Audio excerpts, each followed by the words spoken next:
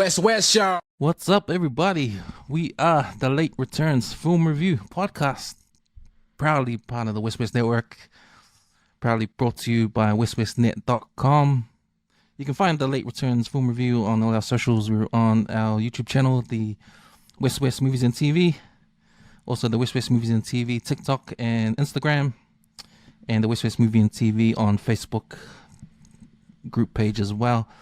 Part of the WesWes Network, our website, WesWesNet.com. You can go check out our articles and our links to our other podcasts. And I'm here with the brothers from our NRL Rugby League podcast, the 135 Footy Show. Here to introduce to you the man who likes to say nothing is over nothing to all the Broncos haters out there, Simon Amani. What's up, man? Malakans, what's up, boys? Malatons. Yeah, Siki, bro. Siki. Glad to be here, man. Iconic movie, and especially also Tana, man, where I've spent many childhood moments over at his fellow man watching some of these movies growing up also. Yeah, glad to be here, bro. No doubt. Glad you can make it, man. Glad to jam this movie with you and Tana as well. And I'll introduce you to the man who would identify himself on the phone by reciting each of the New Zealand Warriors' names, like Colonel Troutman does on the radio. Tana Valeni, what's up, bro? Hey, what's up, fools? Hello, Mitch. Yeah, man, it's been a while on Late Returns, so really excited to jump back on today and drop this movie especially. It's been like Si said, one of those staples in the house for a long time until the next VHS comes along. So we'll get into all that, but excited to be back on Late Returns. Nice. Yeah, man. Good to have you two on, bro. Yeah, man, we are here to talk about the 1982 movie First Blood. This is the movie that kick-started the Rambo franchise. That's still going, I believe. There's going to be a prequel. They're making the story when John Rambo was in the younger days fighting in Vietnam. So, be interesting to see when that drops. But yeah, man, let's roll the trailer.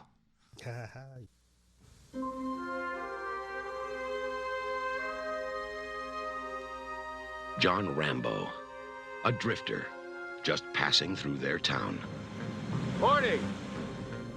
They knew he was innocent. Starting to dislike you. A lot. And they didn't give a damn. John Rambo, one man who's been pushed too far. You're finished! You've gone as far as you're gonna go! He was hunted. Trapped. There he is! On the cliff!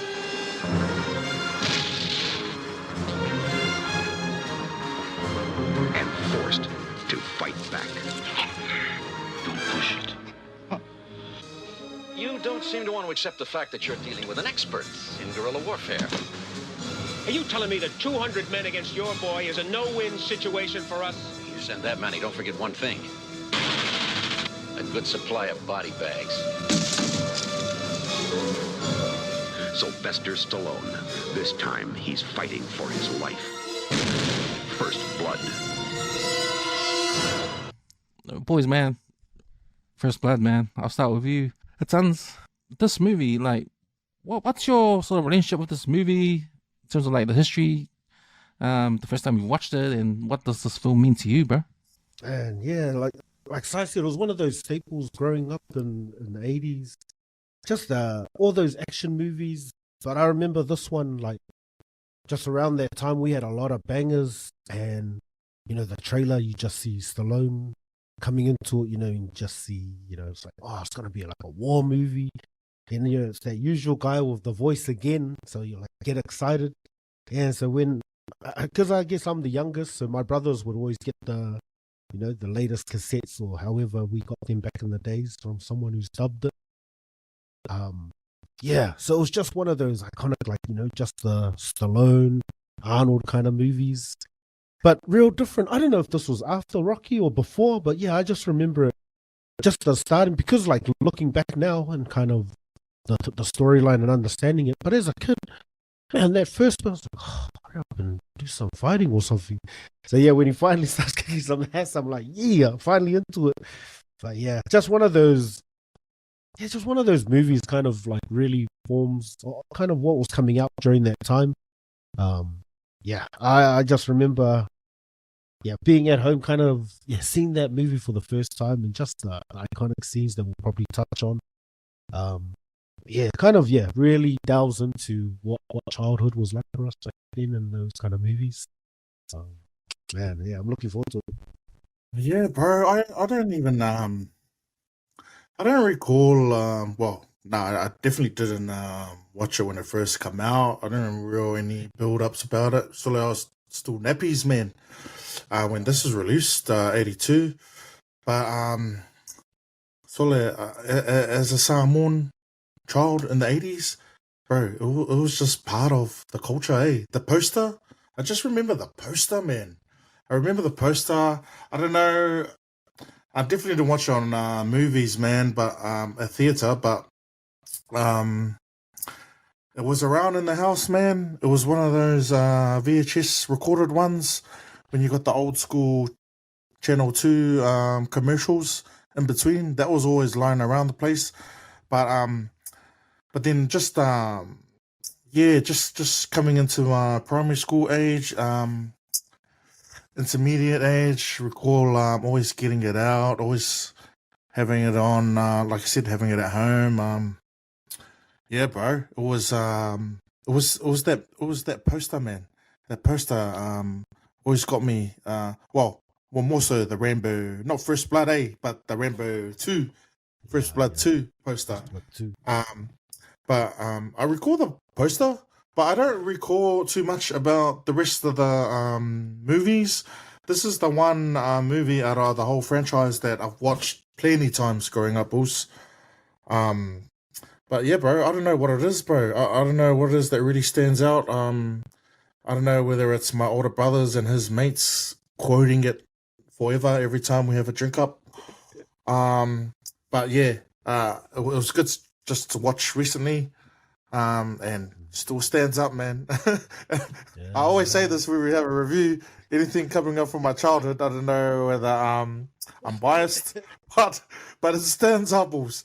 And it's actually it's probably one where Stallone's acting ability more so than his. It is an action movie, but I personally think that it showcases his acting ability, and he was fucking at that time, late 70s, with his writing of Rocky, and his acting ability was prominent before he started chasing that coupe and just taking off his offals in the rest of the 80s action genre, bro. But yeah, man, it's just one of those movies, man. My favorite top 5 of all time, man. Top 2 action flicks, got man. like 9 on your top 5 now. it's like our top 8 for 1 through 5 footy show, bro. It's always moving around, bro. But definitely the start of him and Arnie, and them releasing stuff, and that whole decade of the 80s, man, early 90s of going toe to toe with the films, bro. But this one, man, always iconic, and always watch it any time, any day. So yeah, I would have been 4 years old when this movie come out, and I remember the first time I watched it, I was probably 5 or 6. 2 years later, but it was my old man. So my old man, he's a bit of a fan of movies, and he loves sports movies. So one of his favorite movies was Rocky, and that came out in 72, I think, or 75, or something like that. But he loved that film. So when it came on TV, we would record that film. That's one of the first movies on our dubbed VHS at home. So that was on that was a regular rotation. So when Fresh Blood came out, I remember him bringing it home from the video store, and as a family, we all sat down to watch it. Yeah, man, I remember that was the first time I saw it. And then, Rambo First Blood 2 comes out, and when you watch that movie, it's a totally different movie. The feel of it, this hideout action, eh? Like this movie, First Blood, introduces us to John Rambo, but it's more of a drama, eh? It's more of a drama. And as a kid, you don't really get the politics around Vietnam, like what happens to the Vietnam vets. They come back home and they're treated like shit, eh? Well, Like that's America like practically looking hates at them, eh? it now, Hates on them, the eh? whole storyline, you kind of understand it, but man, Yeah. then it's just like, oh, what is this? Yeah, don't really Yeah. get that. It's kind of a boring part. Don't really understand. But that was the kind of stuff you didn't really understand when you were a kid, but you learn to appreciate it later on. You know, when you watch movies like Platoon and all that kind of stuff, the Vietnam films, and you get to see what happened there. Nah, I just remembered how this movie was totally different from the franchise Rambo films, straight action movies, huh? Yeah, Straight yeah, action that's movies, what but I was this one was a gonna say, real kind of political kind of satire or whatever, like touching on a real subject, eh?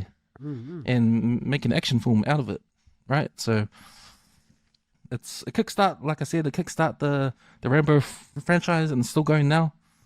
Sylvester Stallone, he's good at doing these things, eh? So you mentioned, Si, about the 80s action hero, Arnold Schwarzenegger. He's going to come out soon. And Sylvester Stallone, they're sort of staples in that era.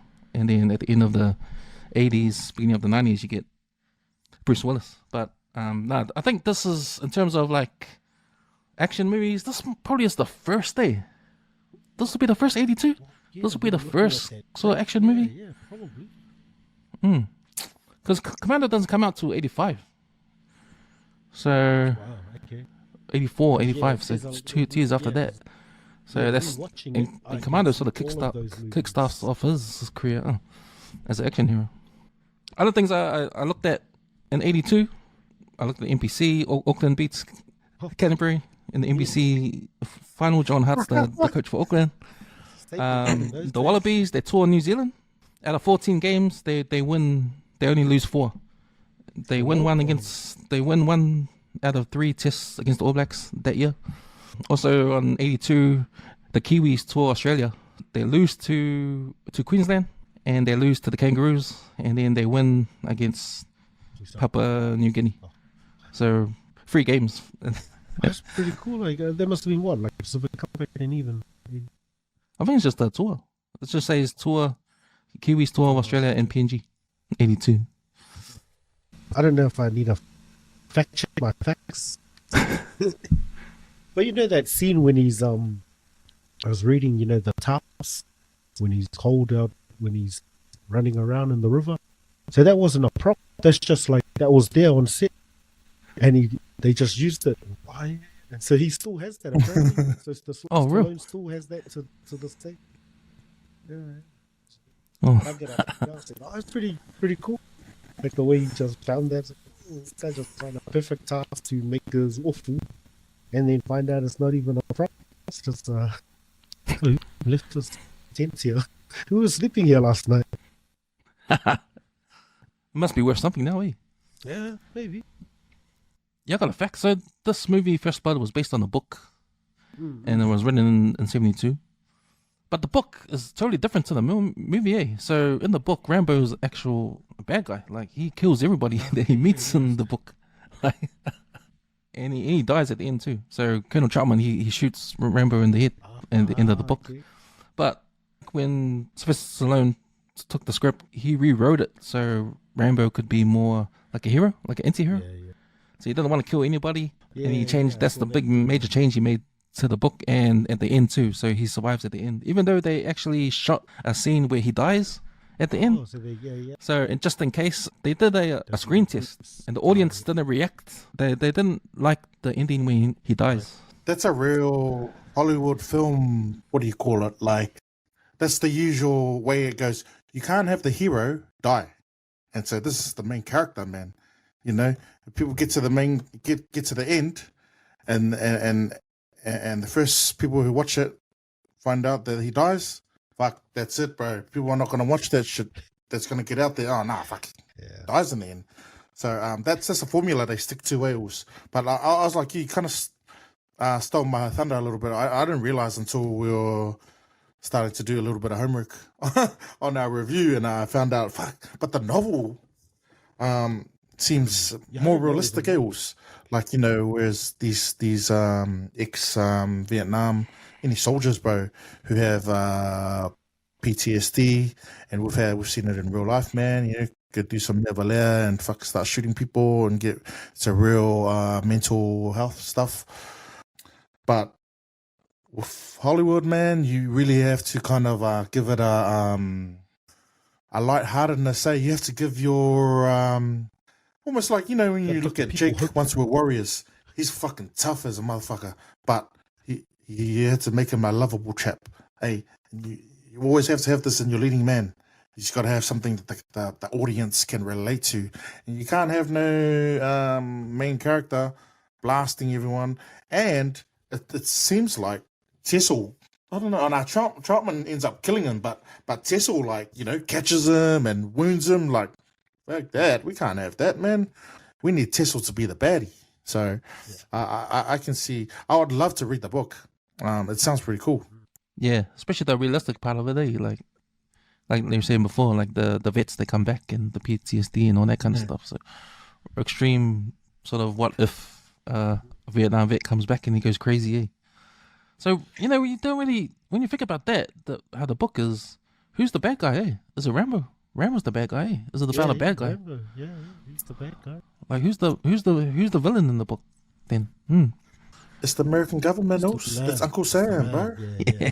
It's That's what they're doing to their peeps. That's what the book is.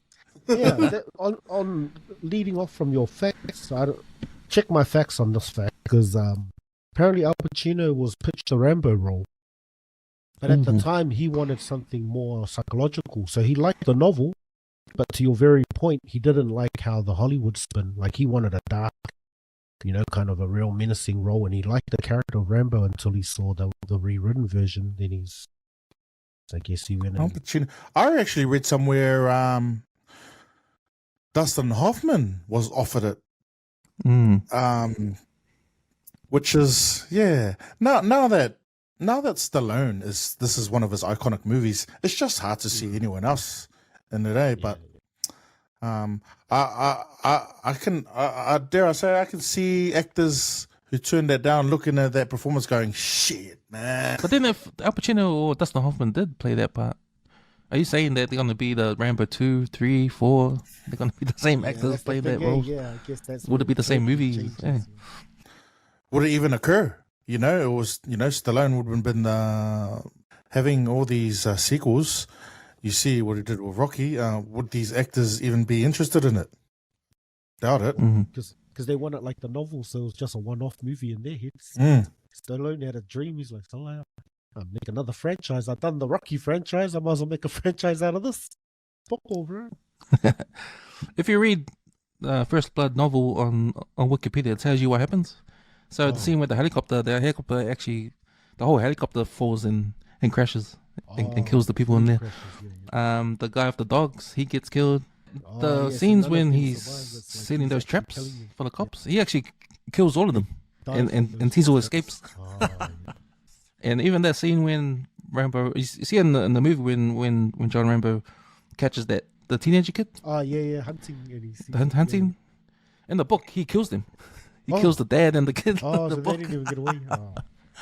So I just want to touch on the actors here. So start with Sylvester Stallone. So this comes at a time I mentioned, like probably starts not his career, but I think him as an action hero, because when you change the book and you think about the Hollywood scenes in the movie, like he takes off from the police station, he hops on that bike, the way he grabs that bike, like a stuntman.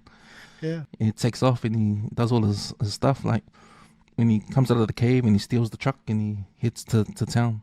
Like all that kind of stuff, like the stunts and all that, the explosions and the machine guns and all that kind of stuff. Like it's real Hollywood kind of acting and all that, So, but after this movie, he starts to do all these action films. So I guess for him, he's probably known for Rocky. Rocky 3 has come out. Rocky 3 actually comes out on the same year. So he's a busy man. He gets 2 movies out in the same year, Rocky 3 and First Blood. So this is the start of his action career, I think. I don't know if you want to throw the Rocky franchises, boxing movies, for me. Sports movie. Not sports movies. When I look at First Blood, it's in the action film, but I don't see it as part of the Stallone we know in the mid to late 80s.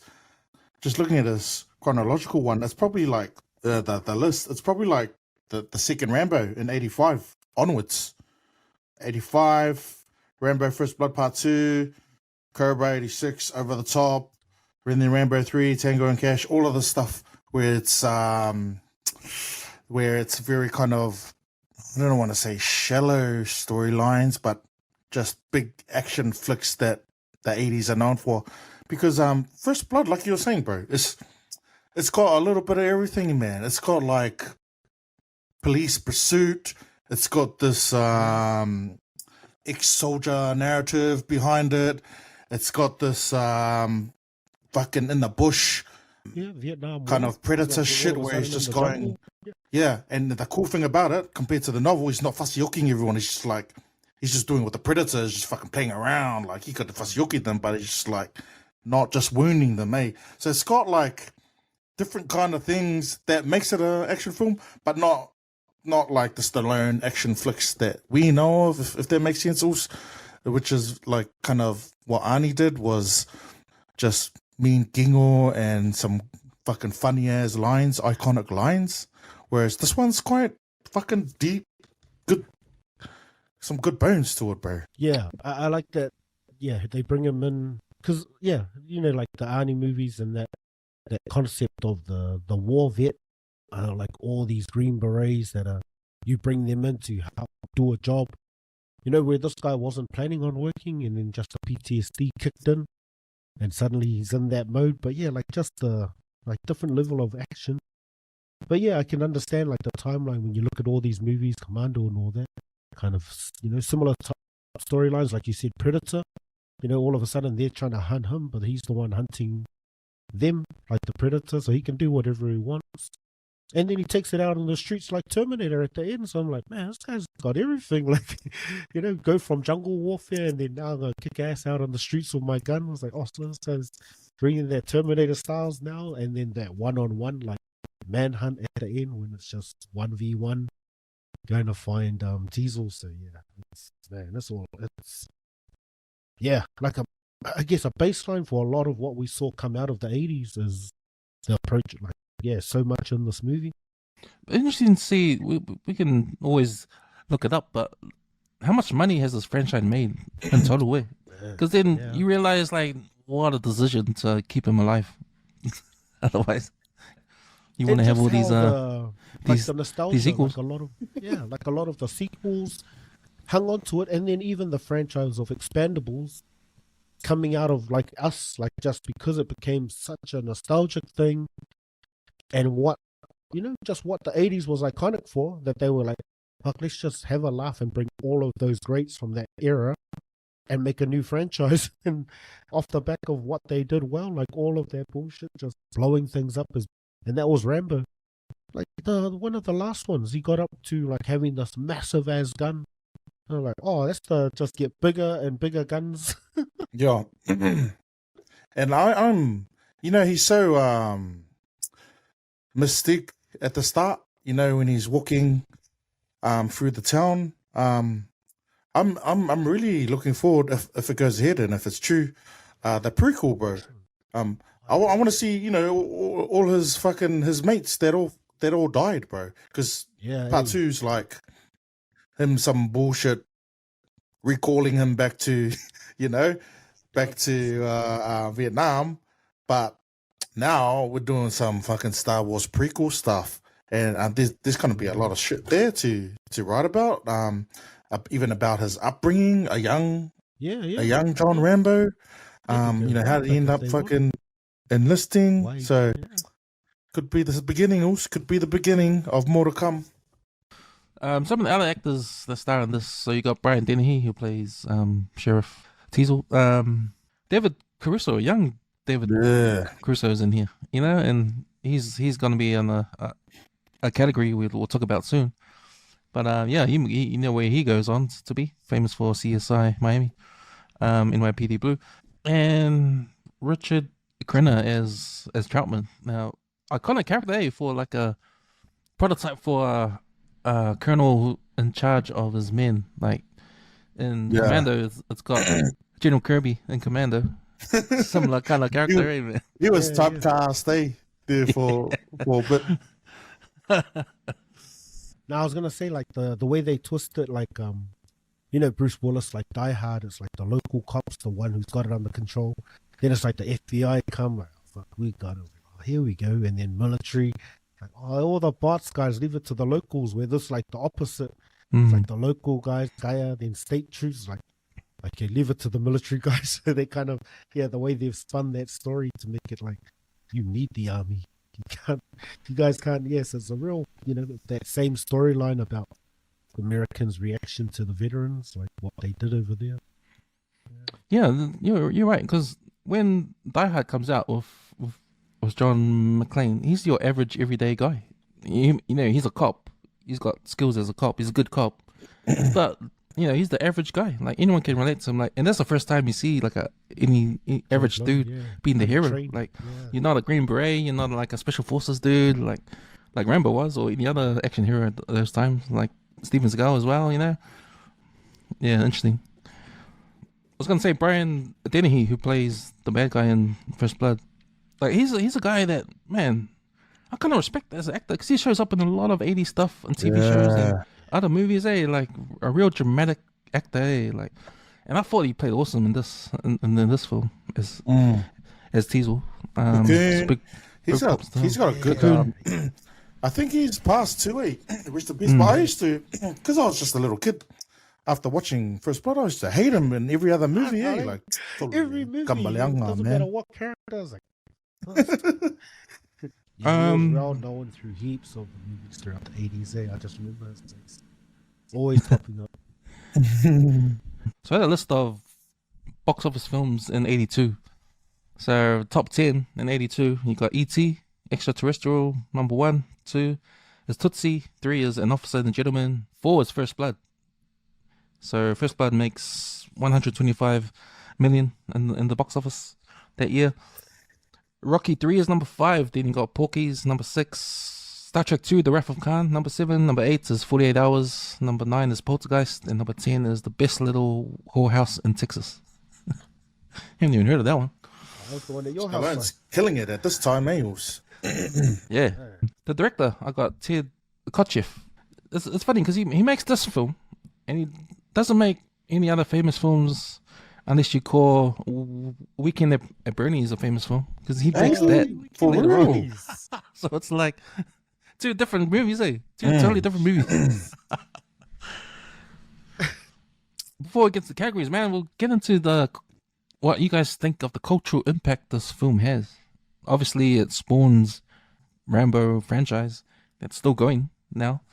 Man, a lot of cultural impact in this, like, you know, especially with Pacific Islanders, just, you know, with muscle men and action heroes and all that kind of stuff, like him going up against Arnold in the 80s with his movies and sort of like a competition going on between these two. And just sort of like, you know, the formula for what First Blood started, you know, like we touched on Colonel Troutman.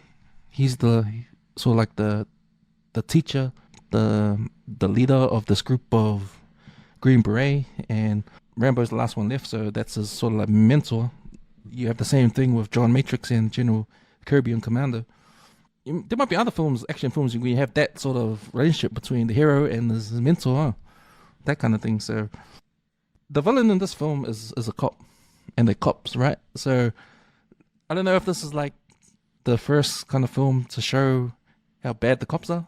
Like, you know, like there's a sort of thing about cops where they're pigs or they get a bad name, you know, there's bad cops. So the cops aren't treated like the heroes in this film. I come to you, Simon, like what do you think what's some of the cultural impacts this film has? Yeah, bro. Like as an adult looking back, you know, when I was a child, you don't even think about that stuff. You just appreciate the action films. But you just touched on it there. It's interesting to note that this guy should be the bad heels. He's like a drifter. He's coming into town. He's by himself. He looks as Tessel says, he looks fucking unkept. He needs a kaele. What are you doing over here? He looks fucking suspicious. But but just how real these guys, the local authorities act, like him, and especially Gout. We'll go on to the Gout, the fucking deputy guy. Just how real gaia and useless these guys are. It's giving off what The Rock did in Beinga in wrestling. The Rock kind of he wasn't liked as the babyface, so he turned to be the heel. But then that propelled him to be the hero, and it's like, this is the film about the baddie who's actually the hero. You know what I mean? And these vets should be celebrated, but just the way, like I said, the way that the thing treats him, instead of trying to be nice, giving him a ride out to where he wants to go, he actually wants to fucking just get rid of him, and he's a real asshole to him in the car. So that scene kind of sets it up. It's like, whoa, this guy's the good guy, the fucking sheriff. He's being a guy. Why are you pushing me, man? Why are you pushing me? So I find that interesting how we that, like, in real life, a drifter coming into town, and if you're in town, he's the baddie, and the aka tries to paint and portray him, and you see when all the shit happens in the bush, even the local news, they start talking shit about him. But I've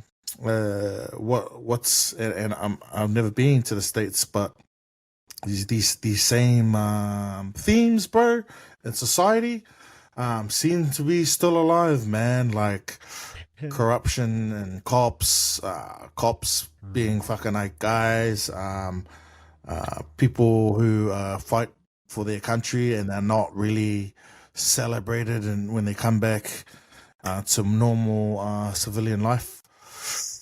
So yeah, bro, there's a few cultural impacts there, bro. I don't know if I answered the question, but yeah, it's just a cool movie when you look back at it as an adult, and then you go, oh fuck, that's some interesting shit, man. I don't know, for me, the term Green Beret was the first time I've ever heard it. Green Beret being John Rambo, like special forces, like, wow, this guy's a badass. And because Colonel Troutman, he pumps up his tires all through the movie when he's talking about him, talking about him to Teasel at the camp. And Teasel's like, hey. Surprise all of your men to survive. Yeah. Teasel's probably thinking, hey, this guy, like, fucking, is he gone or something? Like, I'm telling you, what's the cultural impact been for you in terms of, like, back then and as an adult looking back on this film now? Yeah, I think it did steer like a lot of those, like those underlining kind of tones, like you look at Teasel, like the way he acts as a cop, but just that kind of undertone of discrimination. They just see something that's different and don't like it. And I think, like even during that time, 80s, I guess a lot of the hip hop culture was seeing the same thing, discrimination, and, so that's where you get, the likes of a lot of the 80s, rappers as well, trying to fight against what they're seeing in the same thing. So I think that kind of, the movies and, the hip hop culture kind of drives a lot of, what us Pacifica grew up in. So yeah, I think we kind of did the same, like just the way people talk, we try and be polite, but if you see someone being a nice guy, you got to go, like, you try to go along with it, but then you can see what's happening. Like, Tole, why are you pushing me? Like, you don't want this to become something. But yeah, when they keep going, and so it's even the approach, I like it. It's like that. Just stay humble. I think that's like a real Pacifica thing. Like, you just stay humble. You try and play it low. But if it gets to a point, then you're gonna have to fussy everyone. So I think that's like one of those kind of underlying tones where Pacifica always try and, oh yeah, I'll follow, I'll listen. But this like like kind of a workplace as well. You hear a lot of the islanders, just kind of these same things where someone just keeps pressing you, and you get to a point. So yeah, I think a lot of those themes kind of across society, but yeah, as well as like us growing up as young men and kind of, yeah, that's how you can deal with something. Be nice, but at the end, when you know that they're wrong, you're just gonna fussy everyone. So yeah, real interesting undertones. And then yeah, even now you kind of look at it, yeah, those same, like Sai said, you still see some of those same attitudes. It's just fear, like kind of that underlying tone. You know what he's trying to do is protect his town from something they're not used to seeing, and you know what he thought would be better for his town is, like Sai said, this guy's the bad guy. Like, hey, we just don't like what you look like, and you're probably gonna bring trouble.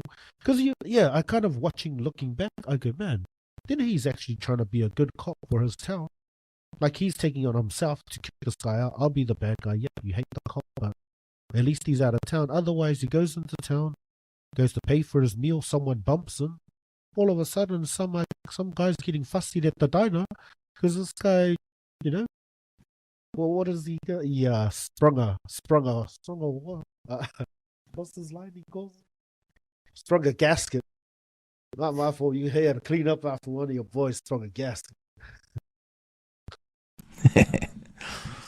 It's interesting to me when I think about the cultural impact again, like how different First Blood is to the rest of the Rambo movies, because this is the first we see Rambo acting in his own country against his own people. Like, you know, he's in America, he's at home doing the action stuff, doing the stuff that's happening in First Blood is in America. When you look at Part 2, he's in Vietnam. Part 3, he's in Afghanistan. Yeah. Part 4, it's only the last one, the last Rambo, he's back home and he has to deal with those bikies or the Mexican cartel or whatever it is, the last one. But if you think about the themes that go on in First Blood, like it's all gone in the rest of the franchise. It's not about that stuff anymore. It's about him surviving or him trying to help the poor, who are the poor people of Afghanistan, or the POWs that are still left in Vietnam, you know, overseas stuff. So that's when we get to the action, the real action kind of film. The themes of an action movie are strong in Part 2, 3, and onwards. So, and I think that's what makes First Blood a different kind of film. You're right, because I guess that's the thing. Like those action movies, like I guess First Blood, like the action movie always needs, like you guys always talk about, is that kind of what's the mission, like who are we going to save, or you know, who's died that you've got to go make retribution. Whereas this is to him himself, and so it's like, you know, he's become the problem that he has to solve, and so yeah. Whereas those other ones is like a gun for hire. So yeah, it's a very different movie where it's like just going about his business, and now he's trying to survive, and to survive he has to fuck everyone up. Any last thoughts on cultural impact, Hamsai, before we move on? Not really, bro. I used to dress after watching that. Just the way you used to dress after watching First Blood. Walk around with your no t-shirt all the time.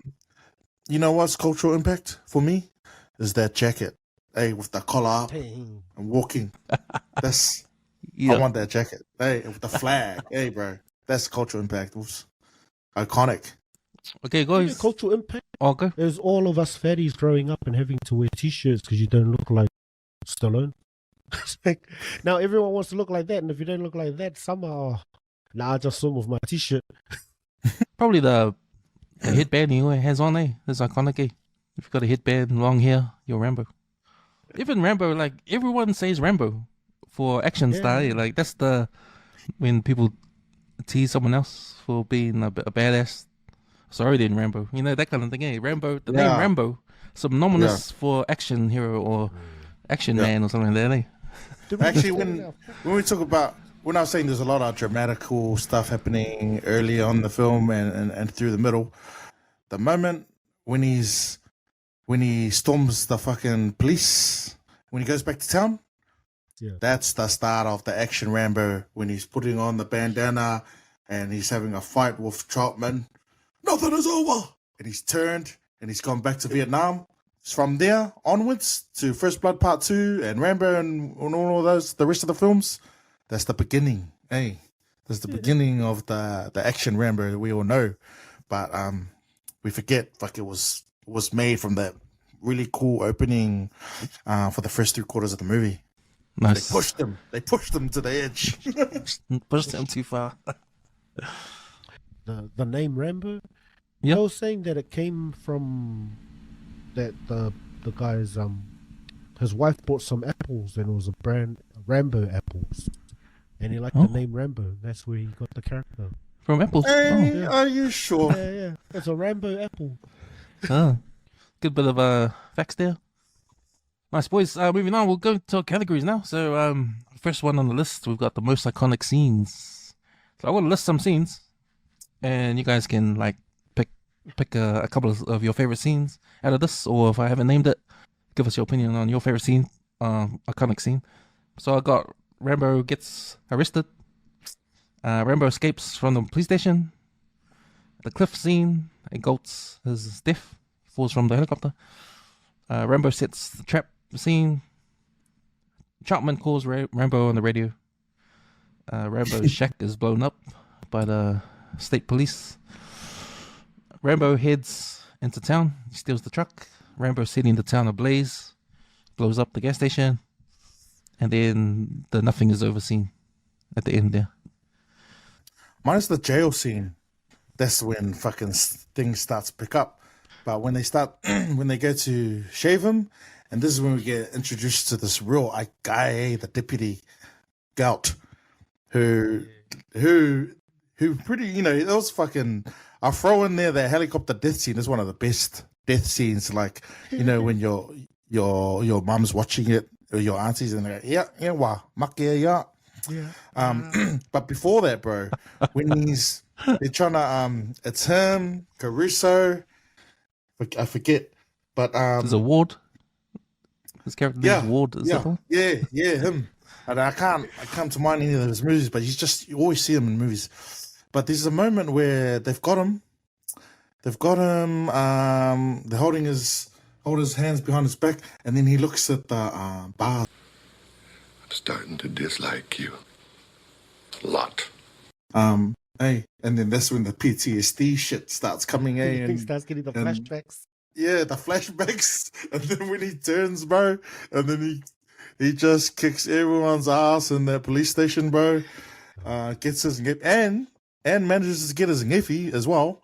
Yeah, bro, that's iconic for me because then it's like, yeah, there we go. Then it started off the police chase, which let me add. The police chase when he's on the bicycle,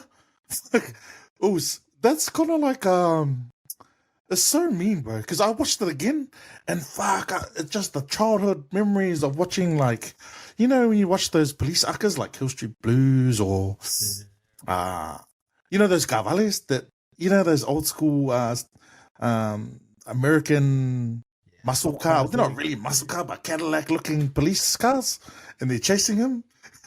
That's what it reminded me of, like Blues Brothers, all of those, when he's chasing him on the bicycle. And I'm like, because I always think, man, this guy should have been long gone, like, but fucking old Cecil's right on his so I'm like, actually, these police cars are fucking mean, bro. like he's right on his tail, bro. Even manages to go into the fucking bush. It's got some fucking. Oh, that's when it's like he should be stopping, but the man guns it into the bush. Yeah, bro. Bush now. I stole a couple there, but that's a non-stop scene. That doesn't stop from when he escapes and he has those flashbacks, and that gives him the power to fucking galake everyone and take off to when he goes to the bush. That's iconic for me. I had a memory of that scene, that PTSD scene. When they put the razor to his chin, and then you get that shot of him back in the POW camp, and he gets lifted. You think, it's just because he's like muscly, but it's like all his cuts and stuff, and you can see his back and so just their reaction to that, it's like, oh man, these guys already know he's been through a lot with the way they're treating him. Yeah, so just when he kicks ass there, but just like how he takes out everyone. And then it was just funny, like that guy up the top, he's like, what's happening? The color's the door. So he just lets him out. Then he gets collected as well.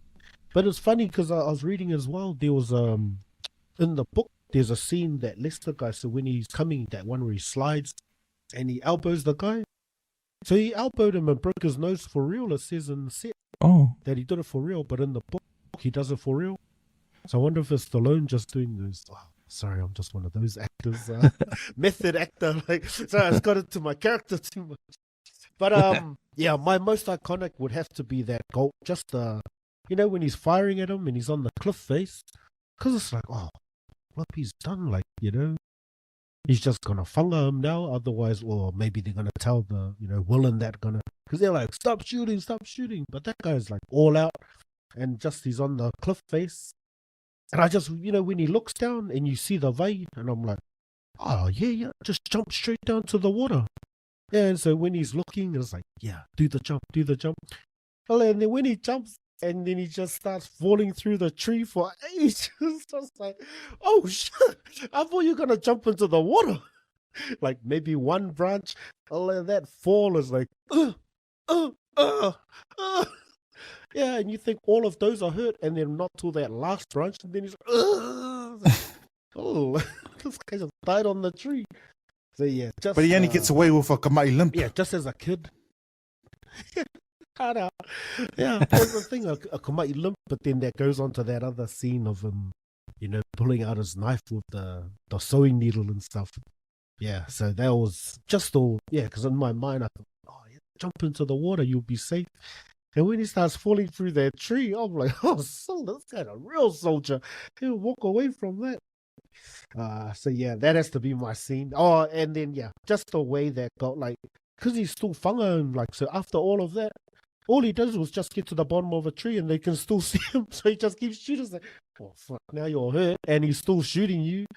But yeah, just as ma'a magically vivid the pilot, I just and just the way. Yeah, like you're saying, like everyone probably cheered at that stage, seeing the way he just fell out of that helicopter. That's probably the scene for me. Just as how mean he was to be able to get through that tree and to make a decision. Yeah, a couple of things blew my mind in the escape scene and that helicopter scene. The first one was there's a little scene where when they grab Rambo's knife and he uses the paper to see how sharp it is, and he just brings it up across the blade and it splits the paper. So as a kid, I remember, wow, that's so sharp. Like, man, that's a knife, So Rambo having his knife, that's an iconic thing, eh? Yeah. Like you see that knife, you think of me, you think of Rambo, just as the way you think of Rambo with his headband around his head, the long hair.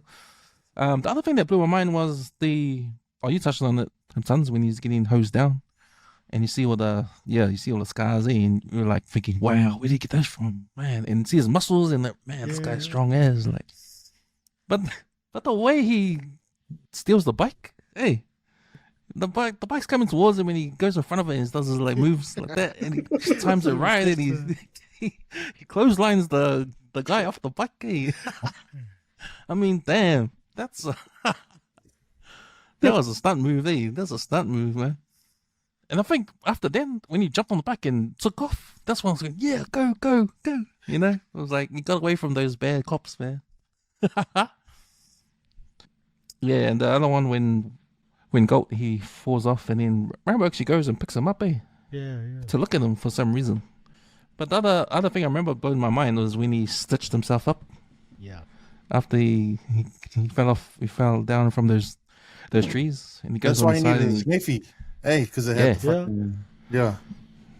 because it's got the needle and thread in there, and plus with the compass. It's got the compass. He twists the top of the knife and looks at his compass. And with the gout, a deputy dying, he needs that awful way. He needs the jacket. Because I was thinking, man, it's cool that he just cut up a piece of tarpaulin, but man, you still look malulu as, bro. That's not. If you're gonna survive in the bush overnight and it's fucking cold there, so yeah, he needed that jacket, bro. One of my favorite scenes was when Rambo's setting all those traps, and it's funny, because I'm more familiar with the version that came on TV2, because I only watched the full version on video when we watched it the first time. But when it came on TV, Man, they cut heaps out, man. And you know, when I watch it, First Blood now, there's a lot of scenes they cut out. And a lot of it is in this scene, the trap scene. So you know when one of the cops he gets stabbed with those branches against his legs, they cut that whole thing out on TV. Yeah, bro. Yeah. They don't even have that. Oh, it's like they cut a lot out, man. But yeah, that's one of my favorite scenes, the scene in the trap scene, and that's a recurring theme in all Rambo movies, because there's scenes in Rambo movies Part 2, especially when he's setting traps for the Russian soldiers in the jungle. He sets traps in that cave and against the Russians and the Afghanistan's on Rambo 3. You know, as a Green Beret, he was trained in all this kind of stuff, like hunting and bow and arrows and stuff. I guess that's the thing. That's our education around military, is all these movies telling us what a Green Beret's good at and like how he's the best of the best. That's where we get all this understanding. We don't have the American military system here to understand it, so just through these movies. Oh yeah, that's a Green Beret. Badass. The other scenes I want to touch on is when we introduced to Colonel Troutman. He gets sent down there by the army to sort it out, and he meets Teasel in the tent.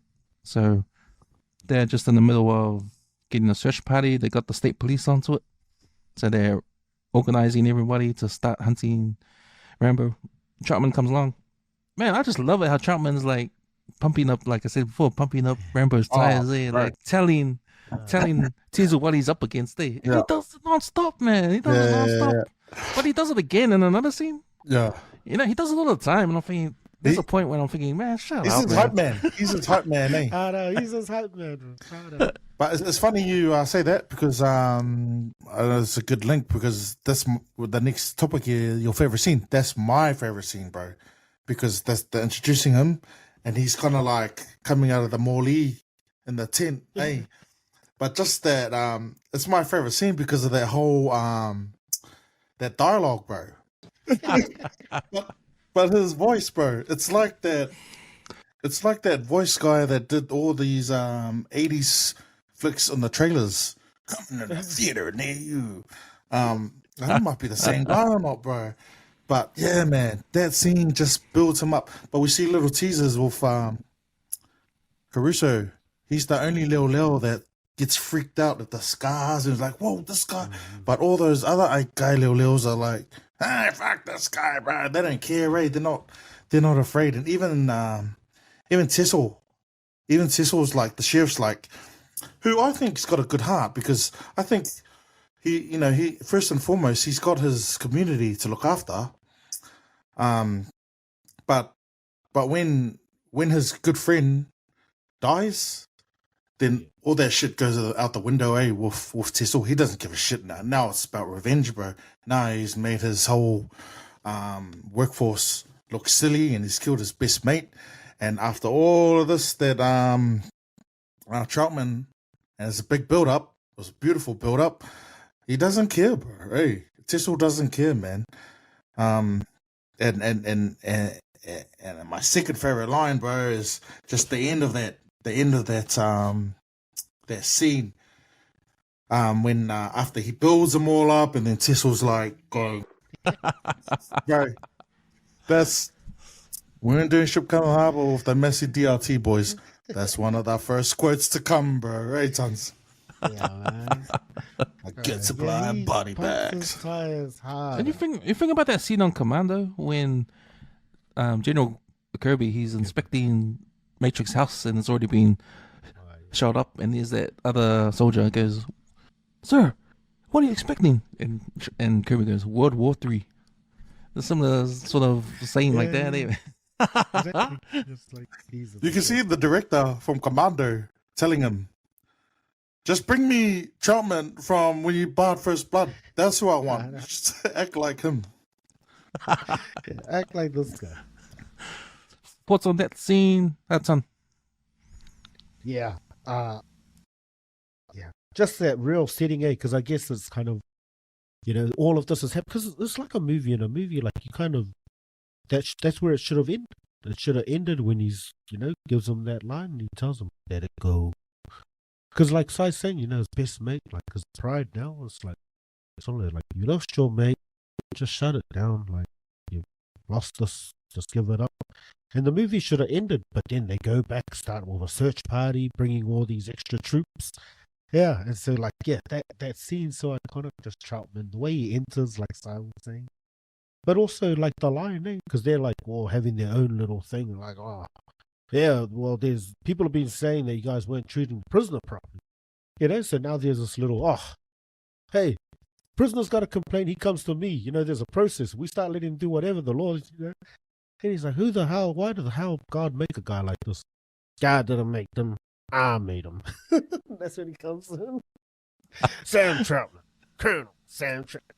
Yeah, so it's just such an intro, like, you know, you guys are here, but I'm this guy, and I've created this guy. So yeah, it's just like the theme through all of these, like even Marvel now. It's always been this, like right back in the war days, as USA's been trying to make the super soldier, and I guess this is one of them. Like, you know, kind of he's come out like, man, your super soldier's blowing a gasket.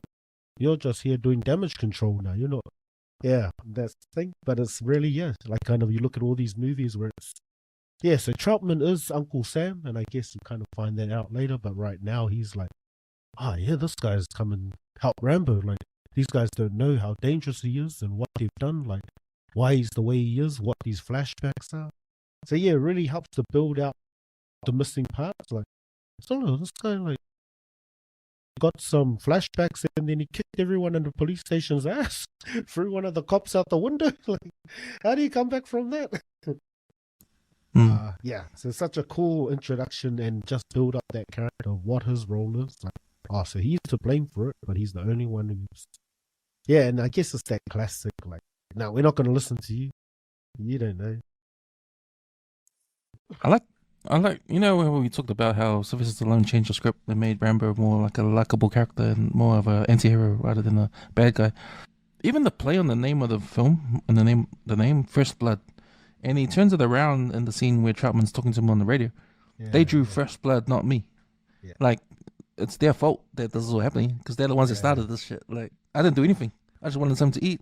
Yeah. You know, so where he's coming from, people will relate to that. Like, man, he didn't do anything. He just came to this town, wanted to eat. And he will just walk past. But nah, the cop took him away and arrested him for no reason. They treated him like shit in the police station. He had to escape. And he was self-defense. A goat was trying to shoot at him. Like, what cop shoots at someone? You know, so he threw the stone to protect himself. He fell off, he died. There's casualties for his actions, right? But at the same time, they drew First Blood, not me. It's not my fault. I didn't do anything. Yeah. Like, you know, so that's where he's coming from. And I think when audiences, you know, when they relate to that, Rambo is not a villain in that case because we can see his side of his point of view, right?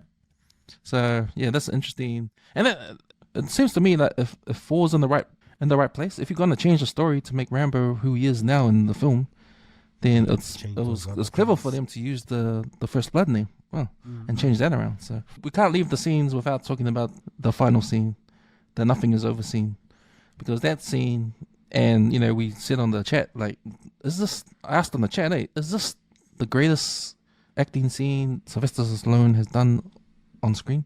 This scene, I remember listening to it but not really understanding. But now when you look at what he says, man, it's a powerful way. Like, you really feel what these Vietnam vets are going through. And when you hear other stories of what happened, like when you watch the movie like Platoon and see what goes on there. Like when he, in the speech, when he says, you know, people are in the airport spitting at me, calling me a baby killer. And when you watch Platoon, when they're sort of shooting up that village, that's what they're talking about, eh? Yeah. Because all that news comes back to America. All that shit was happening. Yeah.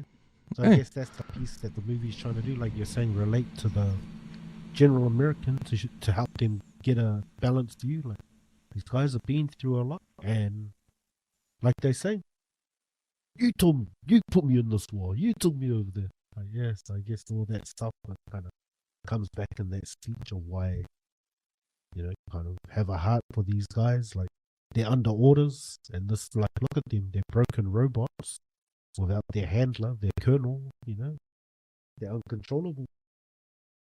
Well, you feel for Rambo, when he tells their stories, you know, and he does. You make a good point, because that some people, like, probably when I was little, I laughed because with his, my legs, my legs. Like, bro, what are you saying? But yeah, I guess it's just an emotion when he's trying to deliver such a, like, that was what happened to all my friends. He's lost his leg. Yeah, that he's so broken he can't even deliver his sentences properly. And that's when you actually learn what this whole thing is about, eh? His struggles. Why is Rambo struggling? Why the background of why Rambo is doing all this? Because he's not treated fairly coming back home, his own country. And he says some stuff that's powerful, eh? Like, you will really feel sorry for him, eh, man? Yeah, well, like that, A Few Good Men, kind of those guys, like, given orders. We just did what we were told to do, we're just following our orders. Like, what did we do wrong? Yeah, so I guess he's kind of like that. Did everything he told me to do, yet I'm the bad guy. I can't hold down a job. Back there, I can drive $1 million equipment. Over here, I can't even hold down a job. Yeah, one of my favorite quotes. But yeah, like you asked the question, like, is this one of his greatest? Oh, it's up there, bro. I remember feeling a little bit as a kid.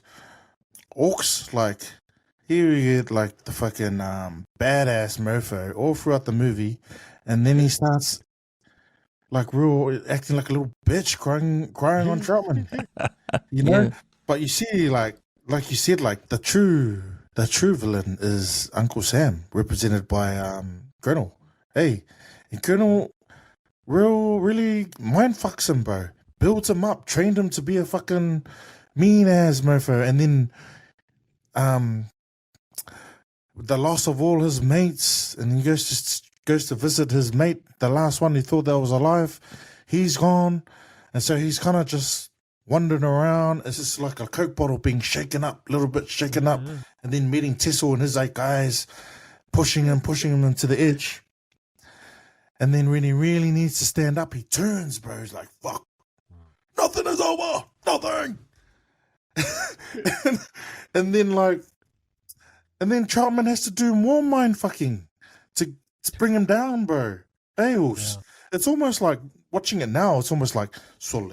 That's why I like the book. Like, man, maybe this guy should have just went out, guns blazing, glory. Hey, like fucking Al Pacino, like from with his fucking Scarface. machine guns, bro. Scarface. What Al Pacino chose instead of this. Yeah.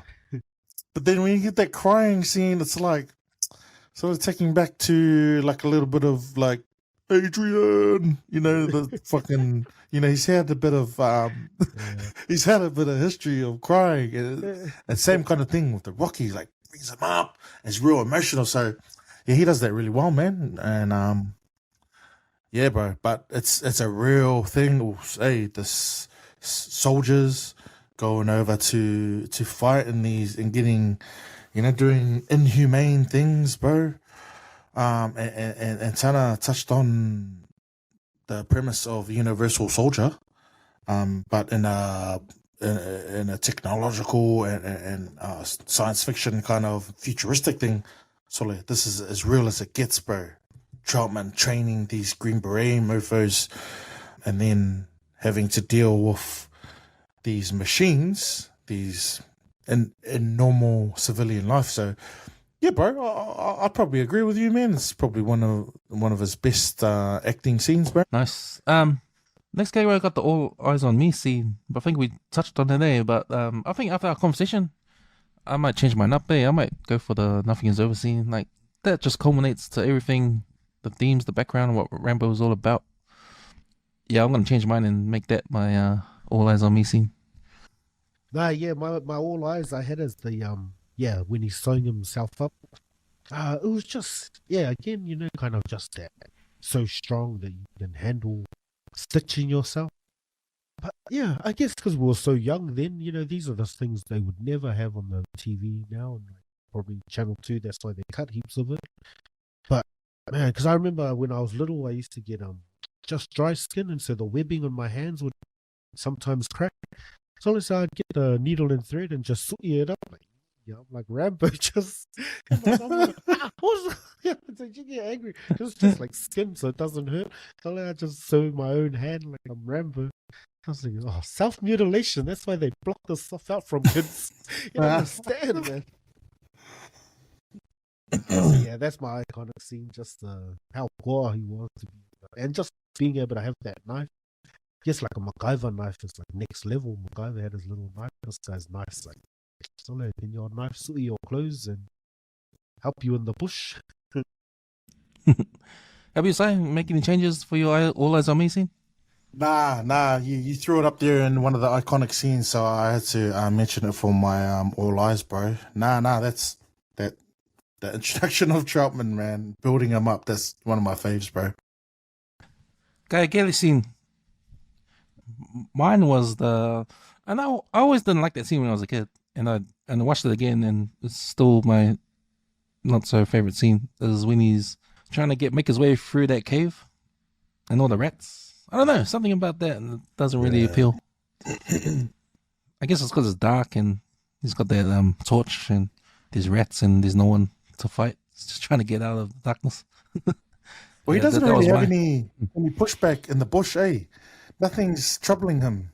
So I guess that's the only little bit of I don't know, little kinga kind of stuff that he has to go through, bro. Because he's all these mofos. And let I remind you, this is their own. All these hicks, they're saying they fucking hunt in this bush, but this guy's going to town on them in their own backyard. Yeah. Well, that scene, like when the rats, because it's funny, like, this guy's trained and all that, like, just talking about Troutman pumping his tires. But then the guy's feeking from the rats. Like, so I'm sure you had to go through that stuff in Vietnam with the fire ants and stuff, but still the rats are going to get me in the way. Tana, what was your worst scene? Yeah, I don't know if it was just because when I was watching it when I was little, but just the hosing down scene, just because you see his bum. Why does this guy start off with no t-shirt, now he's naked? But yeah, when they're going to Mitch.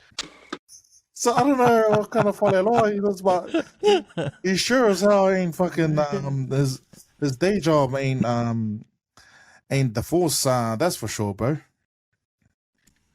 Yeah, I don't know if again it's one of those underlying, like the whole tone of the storyline, with the local cops and now the National Guard.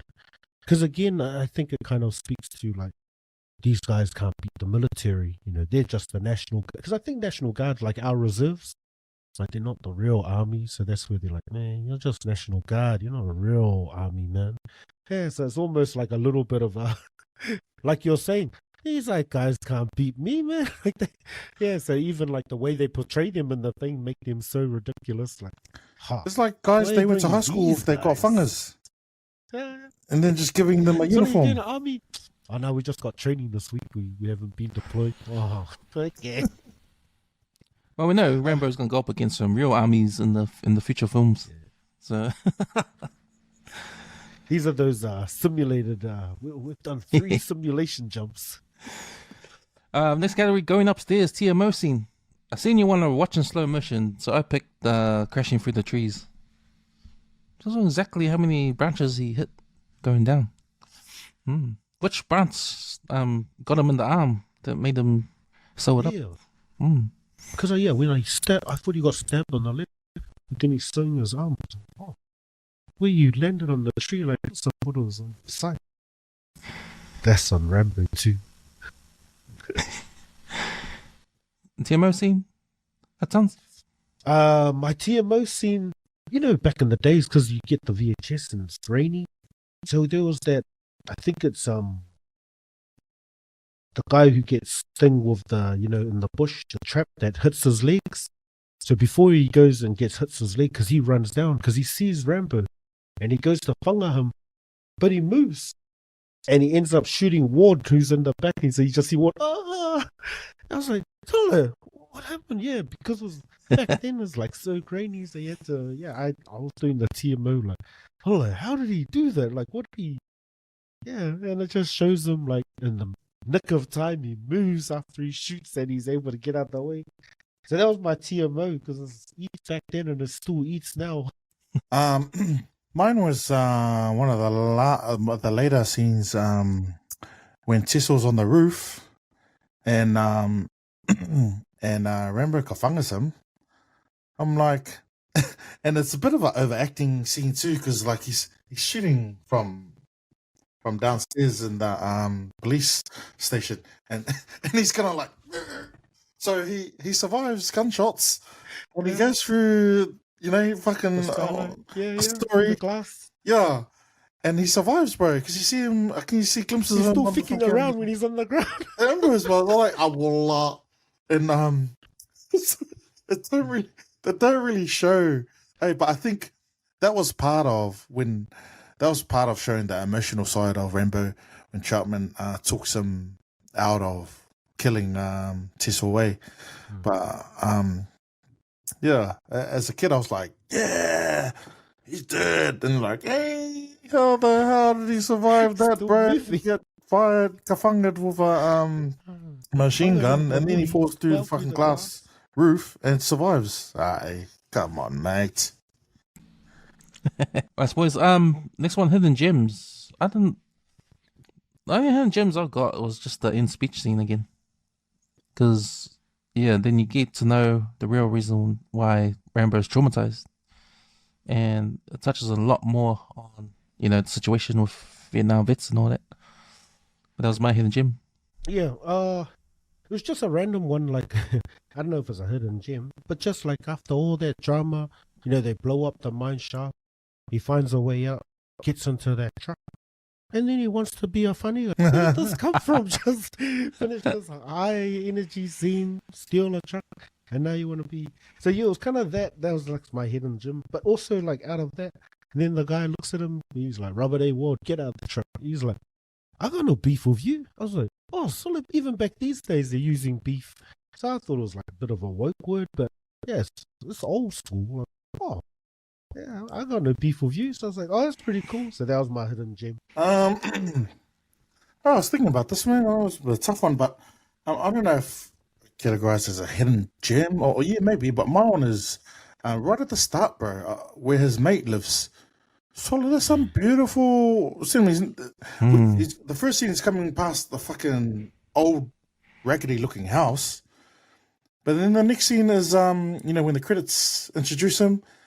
Man, this guy lives on the water, bro. His family, his Meoli's family, live on a beautiful lake, bro. It's like, if we're going back in the 70s and that, man, that's $1 million property now, eh? Yeah, that was kind of my hidden gem. It's like, the scenery. Yeah, the scenery. And then my my thing berry is- in his house. Yeah, and I kind of thought to myself, Sole, want to hang out and find out more about your mate and maybe get like a feed and shower up. He was, hey, like, it's a nice place, bro. But instead, back on the road, fucking 2 feet, beat the feet. But yeah, the scenery. That's my hidden gem. Straight into war. Nice. That's a good one. Next one, Immortals. Does this movie stand the test of time? Pick some scenes that don't stand up. I think it does stand up to the test of time. Scenes that don't. I'd have to come back to you on that. Like, yeah, I guess just the scenes that kind of the themes in this movie that make me think it's immortal. It's just that, especially with war times happening around, war's always around every generation. And so it's kind of things you'll always see, but like just these woke subjects like PTSD, like this movie doesn't even call it that because there wasn't a thing back in our days. It's only a recent thing, and they're like starting to help these vets through it. Little homophobic kind of things through it, kind of like the stuff that came out of Nam and what they talked about happened over in Vietnam. So you get little stuff like that comes out as well. Like, oh, what would you do? Embrace him if you saw him when you took him in? So it's just like, oh, these random little,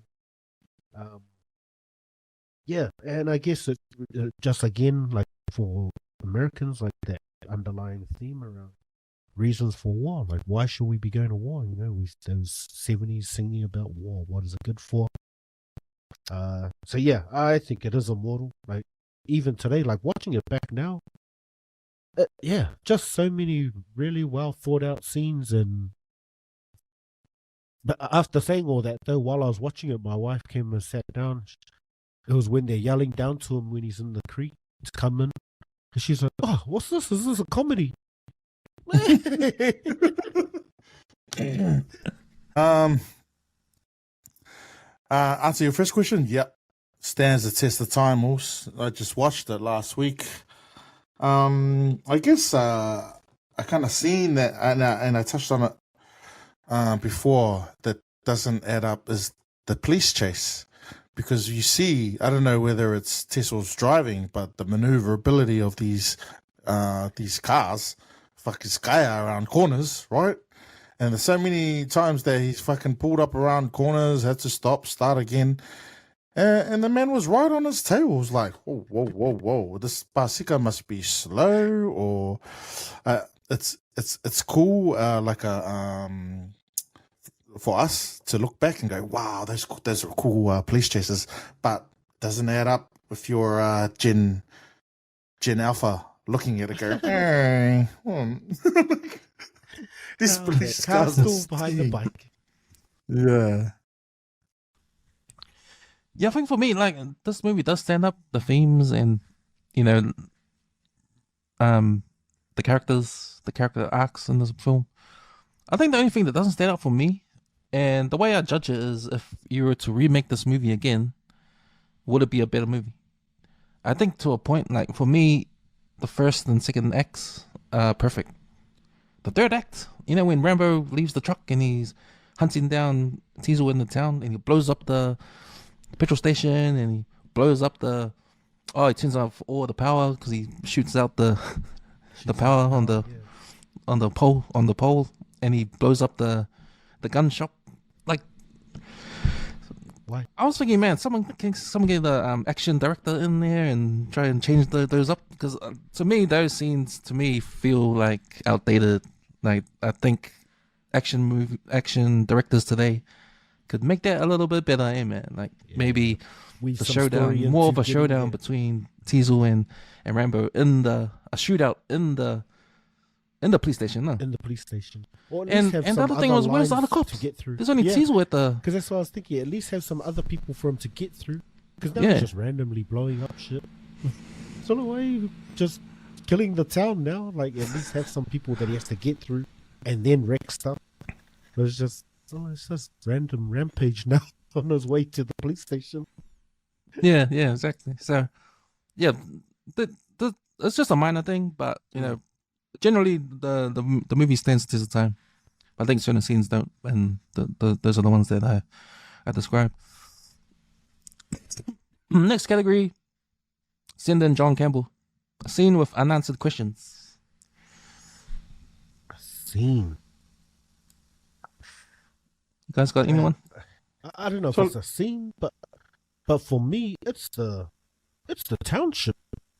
Like, that whole township confuses me. Like, they don't, like, when he looks at him, he's like, you don't want to be wearing that flag around here. It's like, oh, are we not in America? Why is this guy not like the American flag? Yeah. But we arrive and it's like a Maori lady, so I'm like, well, they're not racist because they got his mate Barry's living here, Delamore, but he's already dead, but they tolerate black people in their town. So, but they don't like soldiers. So it's just a real strange town. Like, they seem patriotic, like, but they just don't seem to like John Rambo. So yeah, that's what. Yeah, my John Campbell was like, what is this town? Like, what is their stance that? Yeah, so yeah, and it's funny because, you know, like, even that scene, the shaving and that, you look at him, like, look at all of us. Our others are way longer than even yours, Cams. Like, when they're trying to shave him, I'm like, Solly, what are they shaving? Like, he's already clean. Yeah, exactly. You gonna see then John Campbell anywhere in the movie, sir?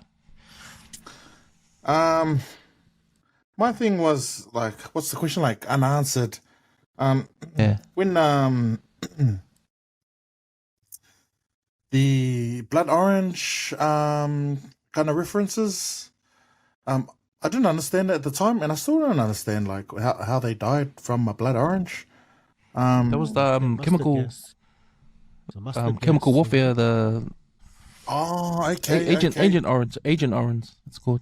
Yes, and I just presume it's like a cancerous substance. But was that actual thing, like what they were using in Vietnam? Yeah, apparently. Yeah. But I'm not sure if it was the Viet Cong or Americans, and they just infected themselves. Those usual. Oh, shot Yeah. also. You just John Campbelled me and answered that. Because I didn't get that reference at all. But you know what?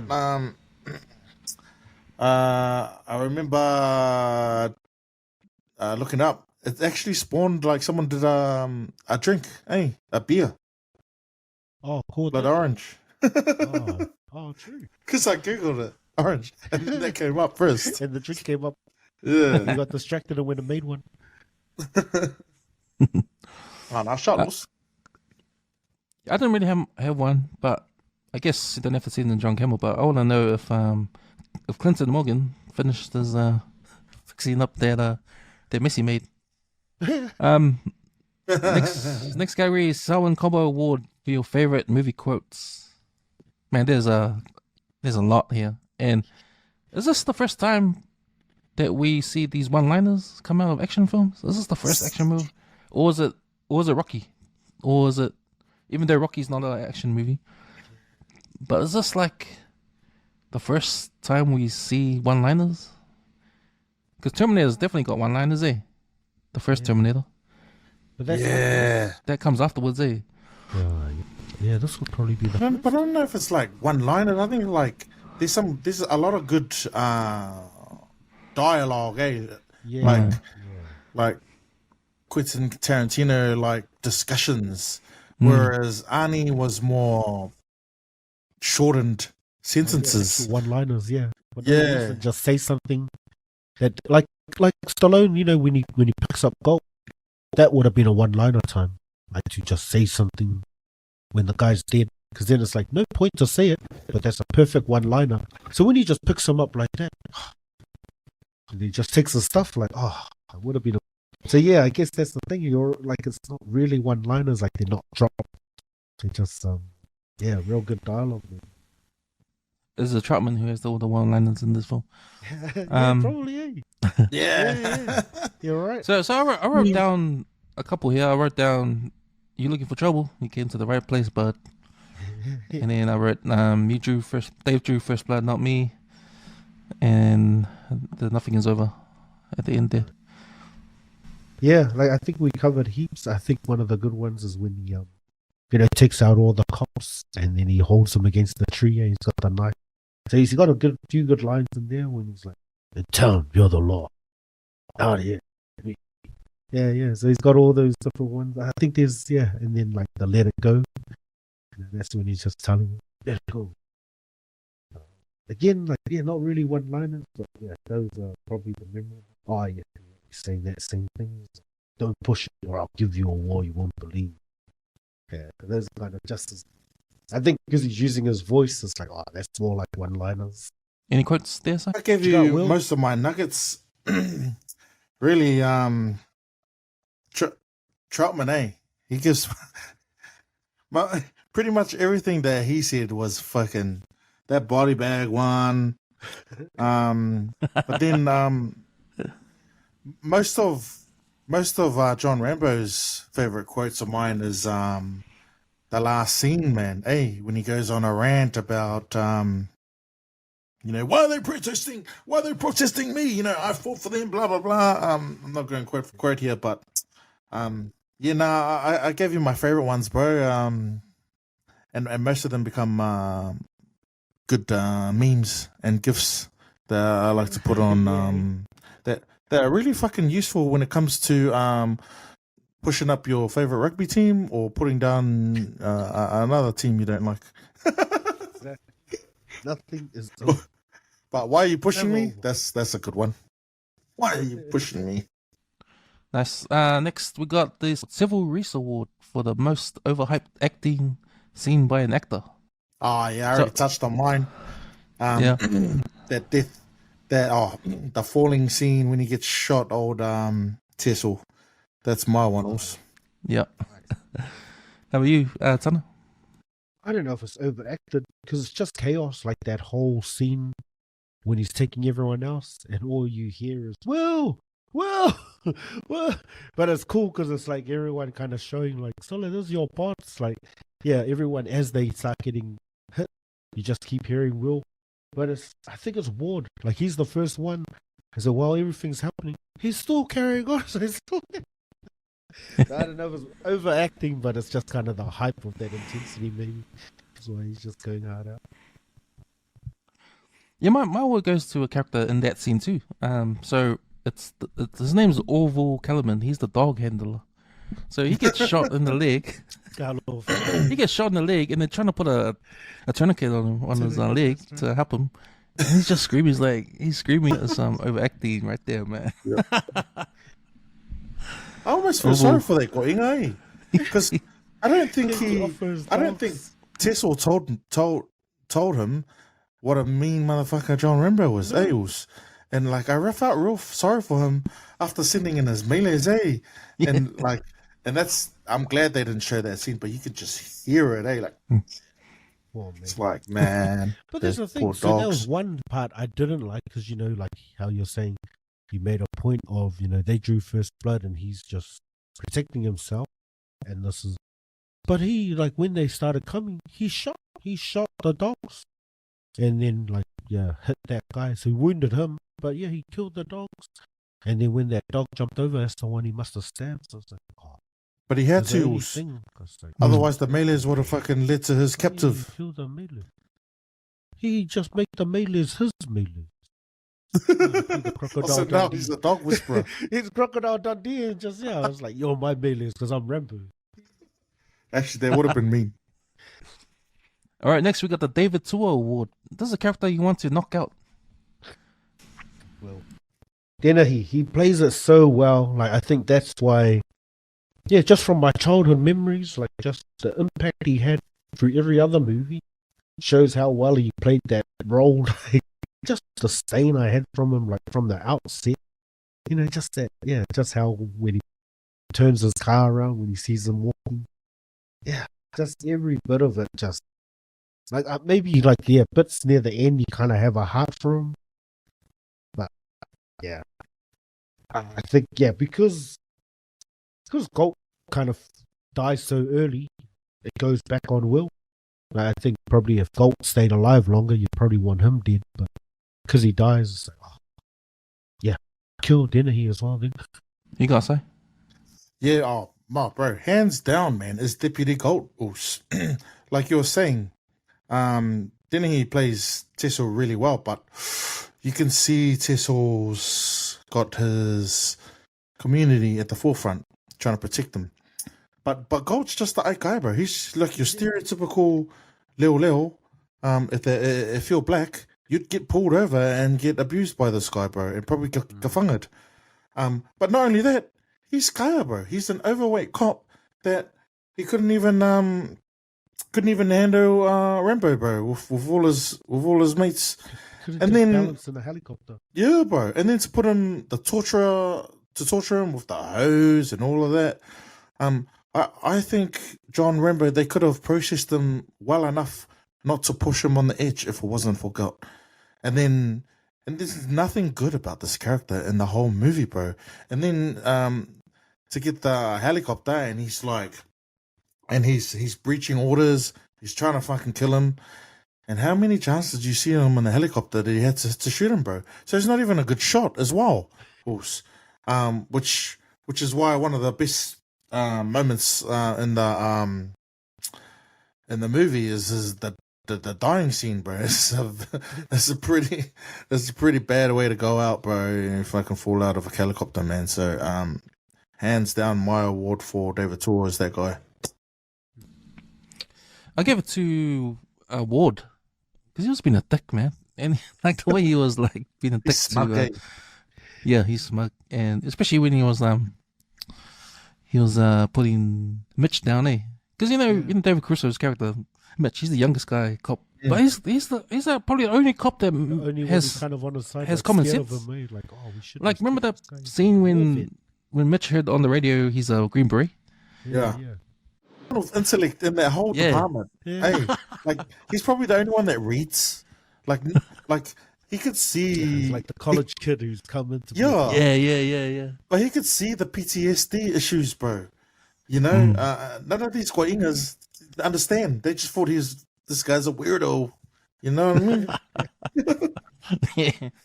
So yeah, I want to knock out Ward because he was a beating dick. Nice, nice boys. Next one, Michael Meredith for the best food in the movie. Didn't quite see any food unless you talk about the scene when Teasel and Troutman are at the bar having a drink. Yeah, and it's the only place there. You know what? Someone else had The best food burger or is the one we didn't see because John Rambo didn't get a chance to get his meal, man. That's all he wanted, man. When he killed that pig, remember? Yeah, He true. killed the boy. Yeah. And he's And carrying he on had his a- shoulder. He hadn't eaten in days. Next one, we got what's the score? Your favorite song, music score in the movie and the scene it appears in. It's interesting. When I had Filippo on the pod, he talked about how back in these days, like in the 70s, early 80s, movies didn't grab songs from albums. They made their own songs. Like, there's always scores. Like, you get someone like John Williams to do the scores and that. But when it comes to music, they get artists to write and sing the music especially for the movie. Yeah. So I think Karate Kid is like that as well. I think in some bits. But for First Blood, like the only song that's like memorable is "It's a Long Road," and you hear it at the end when John Rambo's walking up. The first blood score, man. The actual, and all of the killing scenes, and when he's being, it's kind of like it's hard to describe. But we see it's the piano, like the deep tones on the piano. bro. But I just remember as a kid, right? And then when I watched this movie, the first that we hear it is when Tessel drops him off at the bridge, and then he drives off, and then John Rambo is like looking at him drive off, like, oh hell no, nah, bro, I'm getting my feet, and he starts walking into town, and then we hear the score, and I was like, silly, this is the sound effects we hear when he's kicking everyone's ass. That's the start of him thinking, nah, no way, bro, this fucking this cop ain't telling me what to do, man. But that's the only thing that stands out to me is that Rambo score, the Rambo sound effects from the orchestra. It blares out when he crashes the truck through those cop cars on the bridge, and then the music goes boom when just as he crashes through the cars, the music just explodes out. Got any scores there? No score itself. I think when I was watching it again, trying to listen out for it, like it was just cool, like just actually hearing, like I guess it's in a lot of movies back then, but just like almost like that Tom and Jerry kind of like the chase kind of stuff, and music heightened during the those action scenes. It's cool to kind of go back and like, oh shucks, yeah, that was like what builds up a lot of those scenes. Just hear those. Next category, Netflix and chill. Should this movie be a TV series? I guess what do you want to do? You want to do like is life in between the movies or is Vietnam days? I'm not sure if the new prequel is going to be a TV series or a movie.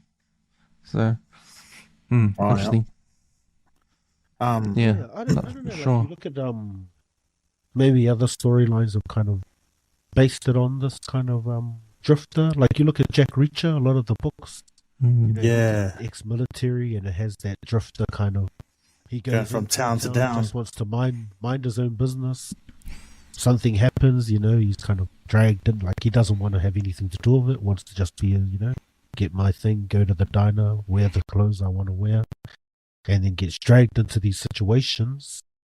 And when he's in it, like just like Jack Reacher, like when you read it, it's like, oh yeah, he's willing to just kill people. Like they're civilians, but they're doing bad things, so he doesn't have a problem. Like just like Rambo, I guess I look at it like, oh yeah, same kind of. Rambo doesn't have those lines that normal civilians, like if it's a bad guy, I'm going to kick your ass and kill you if I have to kill you.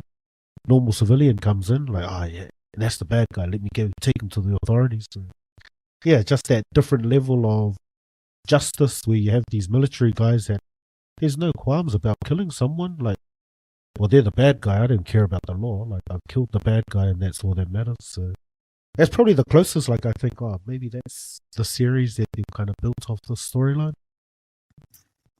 Yeah, I can see where you come from. No, at the top of my head, I'm gonna say emphatic, nah. Only because we're doing this, we're doing this review because it's iconic in our lives, bro. You know what I mean? It's the movie does justice to it as a standalone. And I'm sure there's that premise that you just spoke of, tons. I'm sure there's heaps of those Jack Reacher type, heaps of those drifter soldier type mean motherfuckers that, like, not something's going on up there else. But yeah, just just the way we view Rambo, nah, I'm gonna say nah. I would not like to see it as a TV series, bro. And not only that, sort of, can you see anyone else playing Rambo? I can't. Yeah. Shot. Next one, the Six Man Award. The best performance in a movie in a supporting role. For me, Brian Dennehy as Teasel. I think this is an iconic role for him as a villain. And like you guys said, man, pointed out, he's a memorable villain, man. You hate this guy. As an actor, he's done his job. Yeah, I'm gonna jump on that too. I'm gonna jump on that. That and like he is kind of the villain, but like we said, like we looking deeper, Troutman is the real villain. He created John, and he fucked him up to fucking get him arrested, bro. The emotional content shit. But yeah, him and Troutman for me, bro, because Troutman needs to be there to build him up, to introduce him. Not just fucking a soldier, but he's fucking a decorated soldier. So yeah, both of them for me. Yep, those are the two I had written down too. It's really hard to look past those guys as the main supporting. But definitely has to go to Nice. Teasel. The Ruben Thorne Award. So this is the other side of the spectrum. The weakest link acting performance in the movie. So I don't know if you know this actor or this character, but if you remember this character, he's the boss of the National Guard. He's the captain of the National Guard. His name is Dave Kern of the State Police. And he was in the tent with Teasel. And he's the guy that is your boy. Yeah. The short Goinga guy. Yeah, the short Goinga guy. Now, he's in a lot of movies, eh? If you look up his IMDb, he's in a lot of movies. But I think, talk about the weakest link, like, if you take him out of the movie, it'll still be a good movie. So I don't know what his role was to be there, like, so. And his character is like, it seems like he's above, didn't he? I mean, above Tissel. But Tissel's at that point where I don't give a fuck, bro. I'm running shit here. Hey, for and like I said, I don't know too much about America. I haven't been there, but in my history of watching these kind of these kind of movies, there's always like a jurisdiction, right? Yeah. But throughout this whole thing, bro, it's like Tissel's still leading the show, and he's just like a small town sheriff, bro. It's like, so this guy, the state police guy, you're bang on. Ruben Thorne Award, like, it's like, what is your purpose here? I'm up here, but I was gonna say it was a little bit, and then I'm gonna leave you guys. You got anyone else, Sons? Nah, no one. I was gonna call out one of the cops, but I guess they all played their role. Like they all contribute.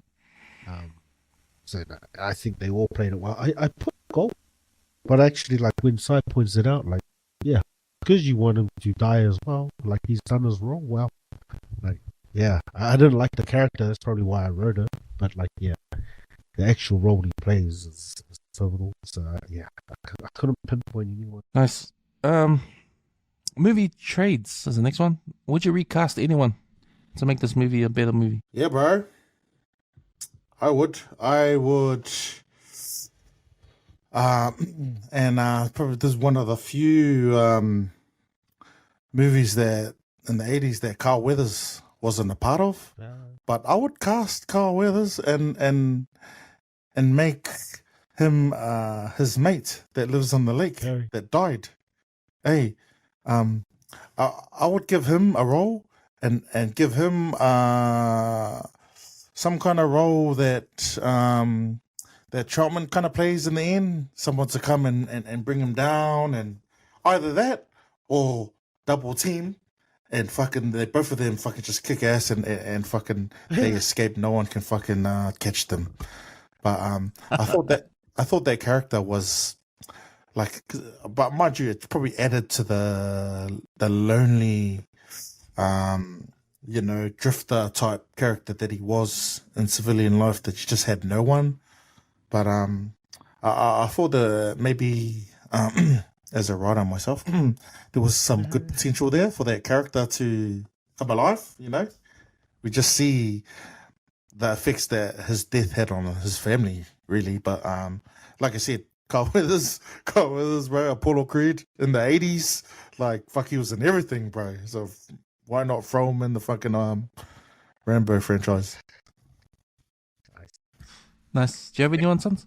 Nah, no recast for me. Like, I think the simple, the simplified movie, and there isn't much of a cast in, kind of in terms of main speaking characters, and so everyone that's kind of key to it, I'm happy with, like, kind of like they all kind of, maybe it's because we grew up with it. So it's real hard to try and pick anyone that would, like, who could do that role better. Troutman nailed his role. Samuel Teasel. So I'm happy with the cast that came out. What about you, Ray? Do you any shit? Yeah, no, I'm happy with the cast. But I did read that there are Troutman, the actor that plays Troutman, Richie Crenna. He was the third man down the list because the first two pulled out. I forgot who the first pick was, but he pulled out. But the second pick was Kirk Douglas, and the reason why he pulled out because he thought that they were going to be true to the book. So and when he found out they changed the story to not be like the book, he said, "Nah, I don't want to do this role anymore." So he quit. So they needed to find someone real quick, and Richard Crenna was available, so they brought him in. So they say he looked like a John Wayne. He does, eh? That was his, Yeah. But I didn't have anyone. But that was just little facts I read.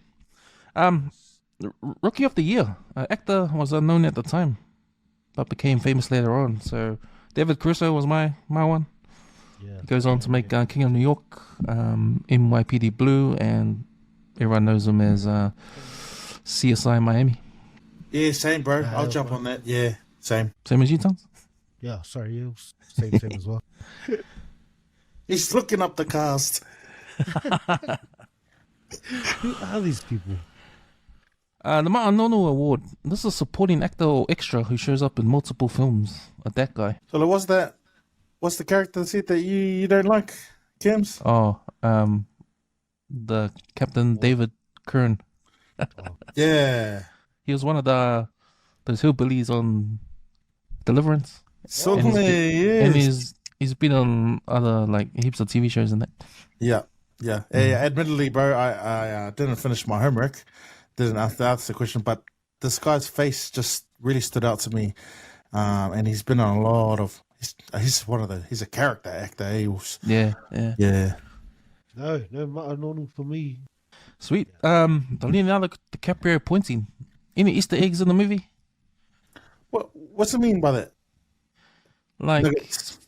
Yeah, there's stuff that sometimes you see in other films, like Easter eggs, like something that the director puts in the film as a homage to something else, or something that relates to another movie or something like that. Okay, none that I can see there. No, not really. But I did what I put down was stuff that relates to who Rambo is. So his hunting knife, his headband. Like, obviously you don't see in other films, but you do see it again in the next Rambo movies on until it's a recurring item. But that's all I had. But yeah, I think since it's like the first film in the franchise, you only see them for the first time. You see a lot of things for the first time. Yeah, that was a thing back then. thinking like these kind of things to homage or like nuggets, maybe. Yeah. Stephen Cratton intercept, a prop or clothing item you want to take home from the movie. Oh, easy one. It's got to be the knife eels. Surely. Oh, I thought you were going to say the green jacket. Yeah. Oh, I did. I mentioned that. Yeah, one of the two. Yeah. Then I'm sure. You remember Planet Hollywood? Had Sure, there their- was something from the Had it Rambo there. movie in Planet Hollywood in Auckland. Like in those. I don't know if it was the jacket or not, but yeah, sorry, knife jacket. That's mine. Nice. Hmm. Yeah, I'd probably go knife or his just his canvas thing. Oh, that he yeah, the grabbed. one you ripped up. Yeah. Tarpaulin. Yeah. Tarpaulin or just the iconic headband. I'll probably go for I won't go for the knife because I'll probably pick it up in his other films Rambo appears in. But for First Blood in particular, maybe the cowboy hats, the cops have, the white ones, Yeah, the the bright sheriff white hats. ones. Those look pretty cool. Yeah. Bad for camouflage though, eh? If you're like hunting someone in the forest, there, like bright white hats, like Is that what? You already got one, bro. Because when we were doing Yellowstone, you were wearing yours, weren't you? it was a black one. yeah. Sweet. Almost done. So Sky Tower of an actor. Is this the best performance of their whole career? For me, Slight, it is for me. Wow. Okay. Up there. Okay. Not Rocky. Nah, not Rocky. Because Hmm. Rocky's not that theme is not original. I mean, I know Rambo and the ex-vet is not original, but that particular story is, man. Hmm. A drifter coming into a town, being chased into the fucking woods. That kind of caught upon a lot of things from Rocky, man. A bit of action, a bit of emotion, a bit of drama. Yeah, I probably didn't really see his comedic side, but yeah, my favorite Rocky movie, Sly Stallone movie. Nice. How are you, Anton? Yeah. Yeah, probably need to go review some of his other ones. I feel like he might have been stronger in some of like just more dialogue movies as well. Like this one's a lot of action, whereas some of the ones like Over the Top where he gets to talk a little bit more, shows a bit more of himself. That relationship he has with his son. I'll say it's up there, but I don't think it's a Sky Tower. My Sky Tower. Yeah, that's a hard one for me. Yeah, First Blood is up there for Sly, is up there, but I think it's head to head with Rocky. It's either First Blood or Rocky for me, but definitely I think it's Sky Tower for Brian Dennehy. I think this is the film you always remember him from. If you see him somewhere else, that's But Teasel. you gotta be specific with Rocky. Which movie? Because there's a few dud Rocky movies. Yeah, 5 was a dud. 4 was up there in pop culture. Yeah. 4, 3, he got Hulk Hogan in there. But you gotta give it to the first one. It won Best Picture when it came out. It put Sly on the map.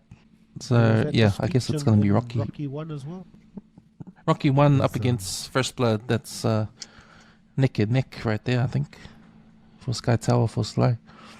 Rocky 1 is the where he does his the rock speech. Sky Tower of anything in the movie. Sky Tower of cops who are bad guys. Guys, yeah. Oh, something best in the movie. Oh yeah. Is this the Sky Tower of cops playing bad guys? I reckon Troutman would probably have to be one of the best colonels I've ever seen. Hey, Nice. Yeah. Yeah, that's talks a up good one. a big game. Yeah, I think Teasel is he's Sky Tower, like of your main protagonist in the movie. Is this the Sky Tower of fixing yourself up? When Rambo stitching himself, is this the Sky Tower of fixing yourself up in any movie? Or is it Predator fixing I himself think up? he tops it when he fixes himself in Rambo in First Blood 2. With remember he uses the gunpowder? Oh, yeah. Rambo 3A. Oh, Rambo 3, yeah. Because the bullet goes out the other Goes side, through, eh? yeah, And he the other puts the... side, yeah. He puts the gunpowder in. Yeah. Yeah, this is Sky Tower of, I think you just mentioned it before, the most Gaia police force ever. Yeah. I think The Rock does something similar in another movie where he busts all the police, but I think this is like the OG one version of this. Especially police, very well respected in the 80s. So many, movies around the cops and that. And then this one's a guy, a bunch of cops in the station. Nice, boys. Last one. Overtime. When the movie ends, what do you think happens the next day? Well, judging on the over-the-top presence of police cars and army and all of that, I think that the transportation of him to a jail and being in the court case, that'd be headline news. Just that whole media coverage everywhere. I think if there was a next day scene, would be all of that, planted all over the papers, all over the fucking, and just the presence of like a proper National Guard, like the real deal National Guard, fucking the president sitting all his fucking Air Force and everyone. Yeah. That's what I reckon, because just the amount of damage that he's done, man. Yeah, you can see that fallout the next day, like all the headlines. It's a small town, like this rogue military guy.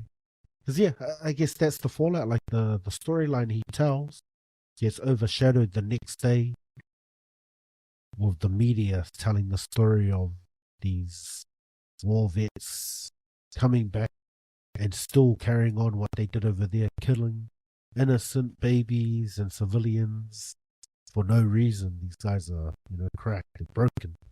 So yeah, I guess it just carries on that same theme of what's happening at the time. Like it already looks like there's a bit of anti-Vietnam vets, and this just adds to it, the whole storyline of all these guys finally catching the psycho.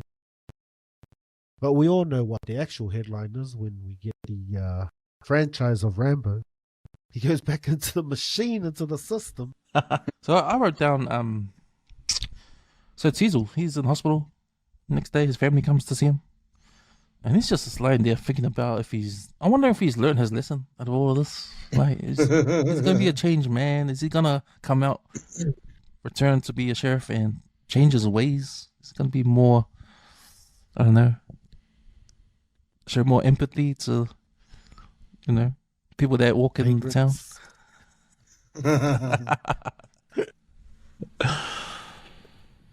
Sharp boys, that's the categories, man.